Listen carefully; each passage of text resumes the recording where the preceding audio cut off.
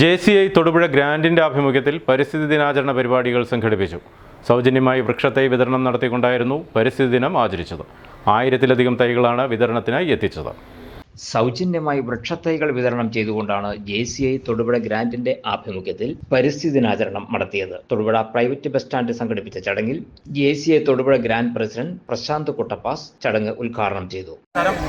JCI Thodupuzha grand പരിസ്ഥിതിദിനമായ ഇന്ന് June 5 പരിസ്ഥിതി നമ്മൾ ആഘോഷിക്കുകയാണല്ലോ. അതിനോടനുബന്ധിച്ചുള്ള സൗജന്യ തൈ വിതരണമാണ് നമ്മളിവിടെ നടക്കുന്നത്.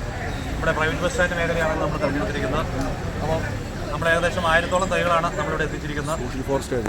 നമ്മുടെ ഫോറസ്റ്റുമായിട്ട് സഹകരിച്ചുകൊണ്ടുള്ള ഒരു പ്രോഗ്രാമാണ്. അപ്പോൾ അതിന് നമ്മുടെ ഇവിടെ എത്തിച്ചേർക്കുന്ന ഒരുപാട് ജനങ്ങൾ എത്തിച്ചേർന്നിട്ടുണ്ട്. നമുക്ക് എല്ലാവർക്കും നമ്മൾ തൈ വിതരണം ചെയ്യുകയാണ്.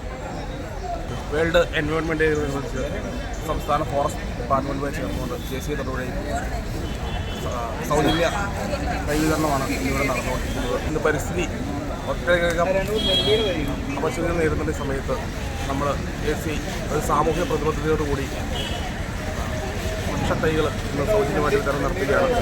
ഇത് ഒട്ടനവധി തൈകൾ നമുക്കായി ഇന്ന് ഫോറസ്റ്റ് ഡിപ്പാർട്ട്മെൻറ്റ് തന്നിട്ടുണ്ട്.